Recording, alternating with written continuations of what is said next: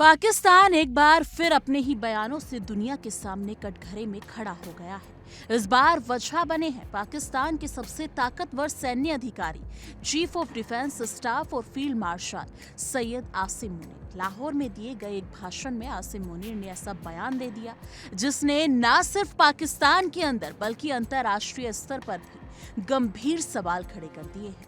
मुनीर ने खुलकर कहा कि पाकिस्तान इस्लाम के नाम पर बनाया गया था और अब वो तेजी से अपने मूल इस्लामी लक्ष्य की ओर बढ़ रहा है। ये बयान ऐसे वक्त में आया जब पाकिस्तान पहले से ही कट्टरवाद, आतंकवाद और राजनीतिक अस्थिरता के आरोपों से जूझता रहा है और जूझता आ भी रहा है।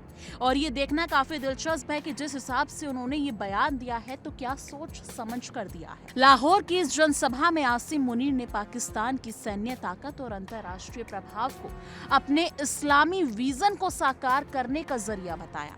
उन्होंने कहा कि पाकिस्तान के संस्थापकों के मन में इस जमीन की इस्लामी पहचान और विचारधारा थी और आज पाकिस्तान एक ऐतिहासिक मोड़ पर खड़ा है जहां वो उस सपने को पूरा करने के करीब पहुंच गया है। मुनीर के मुताबिक सैन्य शक्ति, आर्थिक स्थिरता और वैश्विक कूटनीति के जरिए पाकिस्तान उस मकसद को हासिल करने की तैयारी में है जिसके लिए देश का निर्माण हुआ था। लेकिन यहीं से विवाद शुरू होता है। पाकिस्तान के भीतर ही कई वर्गों ने इस बयान पर कड़ी आपत्ति जताई है। आलोचकों का कहना है कि आसिम मुनीर एक सैन्य अधिकारी हैं, लेकिन उनका भाषण किसी मौलवी या कट्टरपंथी धर्म गुरु की तकरीर जैसा लग रहा था। जी हाँ, लोगों का कहना है और लोगों का आरोप भी है कि सेना प्रमुख का इस तरह खुले तौर पर मजहबी एजेंडा पेश करना देश में पहले से मौजूद कट्टरवाद को हवा दे सकता है।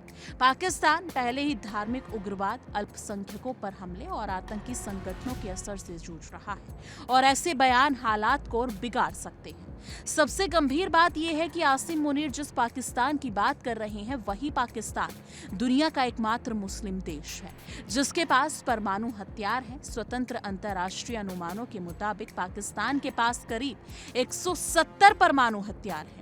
ऐसे में जब कोई सैन्य प्रमुख इस्लामिक लक्ष्य, सैन्य ताकत और वैश्विक प्रभाव की बात एक साथ करता है तो पूरी दुनिया की चिंताएं स्वाभाविक रूप से बढ़ जाती हैं।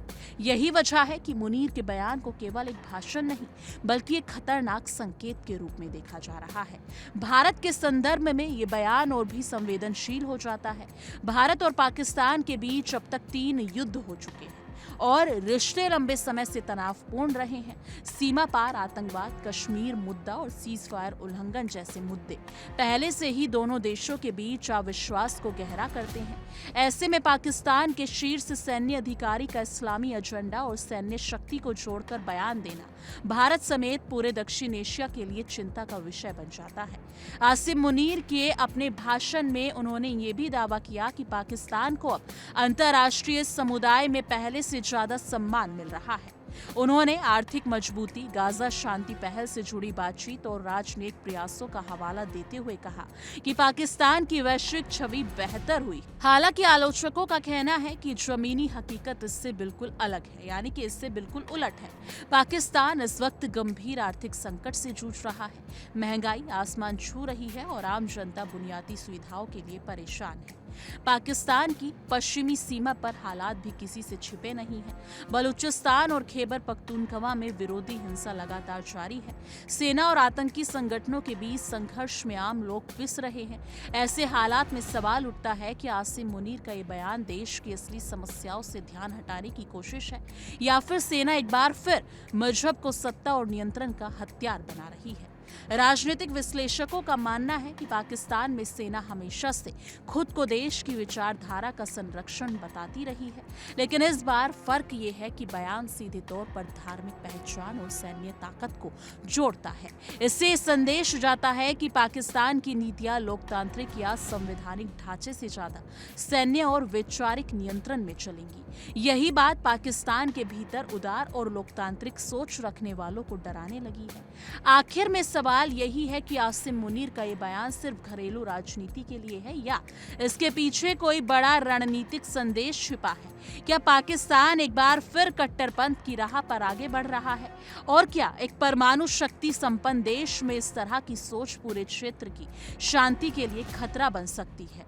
इन सवालों के जवाब आने वाला वक्त ही देगा, लेकिन इतना साफ है कि आसिम मुनीर का ये बयान पाकिस्तान के भविष्य, उसकी अंतर्राष्ट्रीय छवि और दक्षिण एशिया की सुरक्षा के लिए एक गंभीर कारण बन चुका है। लेकिन इस मुद्दे पर आपकी क्या कुछ राय है? कमेंट सेक्शन में अपनी राय जरूर साझा कीजिएगा।